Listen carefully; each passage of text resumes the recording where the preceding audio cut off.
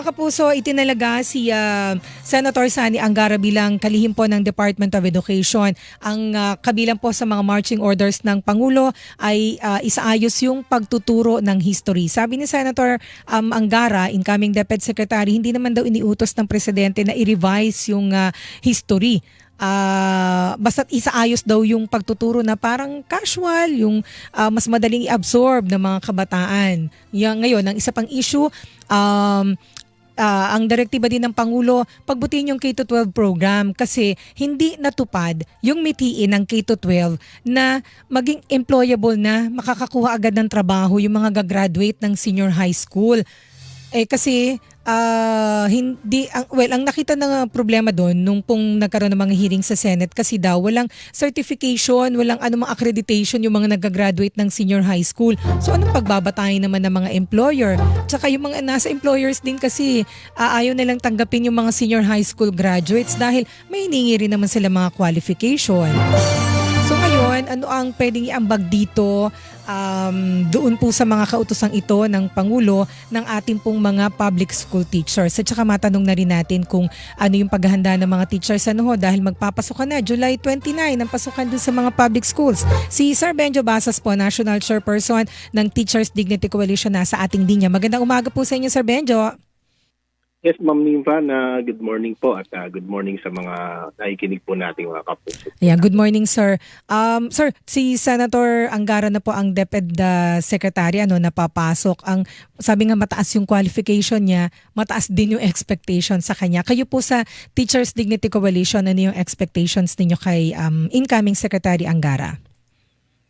Well, syempre unang-una ang una naming expectation talaga na malabas po sa lahat ng aming mga meeting at konsultasyon ay yung umaasa kami na this time na dahil siya is DepEd Secretary ay maisusulong na yung matagal na naming hinihingi at hinihintay na umento sa sweldo ng ating public school teachers dahil alam mo, Ma'am Nimpa, siya ay isa sa mga mambabatas na consistently ay nagpa-file ng panukala para diyan sa binabanggit po namin na aumento sa sweldo. So ngayon, although syempre alam naman natin na hindi naman trabaho ng Deputy Secretary ang magbigay ng aumento dahil yan naman ay trabaho din ng Kongreso, Pero sa tingin namin napakalaki ng maaring impact o tulong nung actively ay magtabi yung DepEd Secretary para dito. Kaya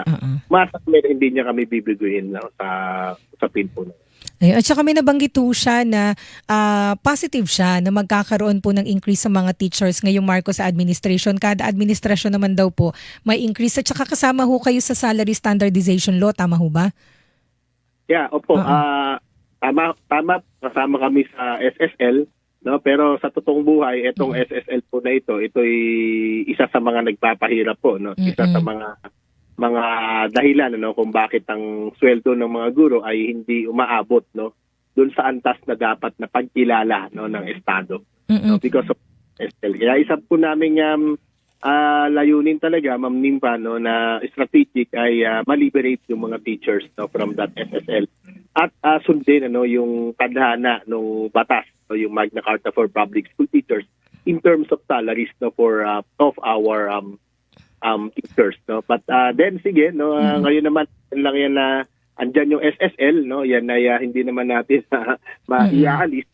Gayon pa man, kami po ay umaasa na sana po itong sweldo ng mga guro natin ay talagang mabibigyan na po ngayon ng mas makatarungan, mas maayos na kompensasyon. Sige nga, sir, babanggitin ko pala yan kay Senator Sherwin Gatchalian na Chairman ng Education Committee, yung ihiwalay po yung mga teacher mula sa salary standardization law. So ito lang po, sa directive po ng Pangulo, yung K-12 program, pagbutihin kasi daw yung mga gumagraduate ng senior high school, hindi nakamit yung yung goal nito na maging employable po yung mga estudyante. Sa part po ng teachers, ano yung nakita ninyong problema dito sa K-12? Well, noon pa man pong una, talagang yan ang hula po namin dyan, kung matatawag yan na hula. Yan na po yung ating nakikita ho dyan, na hindi talaga magiging matagumpay no sa kabuuan itong K-12 no. Kasi unang-una alam naman po natin Ma'am Nimpa no na nandun na po kayo sa kongreso niyan, di ba? Sa legislate no na nakita ho natin no na talagang minadali po ito no, hindi po ito dumaan sa mahaba no at extensive at intensive no na pagtalakay no kahit sa public no at alam naman natin no na ganoon po yung pinagdaanan nito. So talagang hindi po natin we couldn't expect po no na talagang ito ay magiging matagumpay. Hindi pa specific no diyan sa employability ng mga bata. Sa kabuuan talaga medyo may problema talaga tayo no doon sa pagsulong natin nitong K-12 program no a decade ago. No kaya sa amin po, Ma'am Nimpa, no, kahit pa nga sabihin natin umabot ng kay 13, 14, or even 20, no, kung pinababayaan naman po natin at hindi natin na ibibigay no, yung pangangailangan ng sektor, baka po ito ay mawalan lang rin ng saysay. No? Pero specific, no, since yan ang tinatanong natin, no, ano ba yung nangyari? No?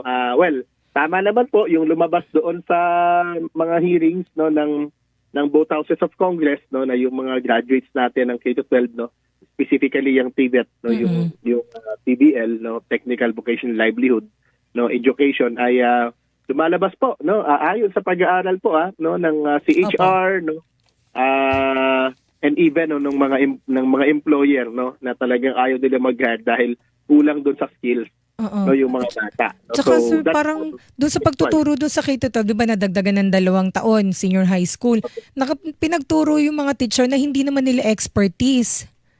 Meron ganung cases, Yes, di ba? So ano yung sa inyo ho ba dapat i-review towards towards pagtatanggal na hunong 2 taon?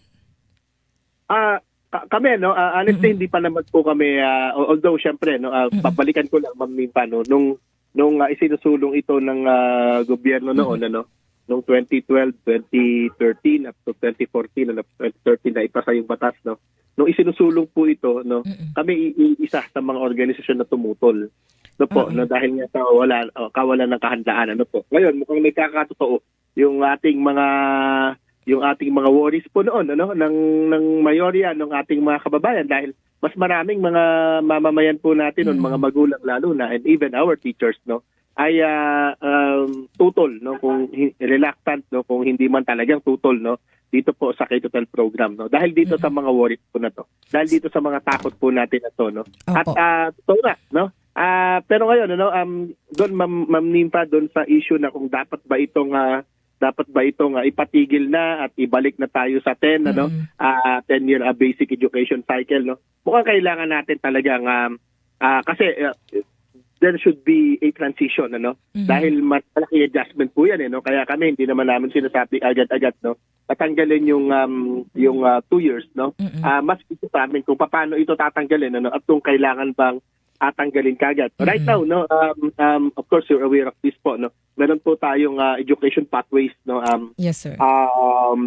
Proposal no doon sa lower house no na parang ang gustong gawin yung mga technical vocational no and livelihood no courses no ay ibibigay na sa TESDA no at yung mga graduate o yung magtatapos ng parang 10th grade no yung grade 10 ngayon natin yung dating 4th year high school ituturing na sila ng mga high school graduates no and then yung mga gusto magkolehiyo yun yung mga kukuha ng academics no so mukhang yung mga ganun po no na mga scheme ang po pwede po nating gawin in the future no. Ayun, pero so kasama po ito kailangan pa yung mahaba no na Opo.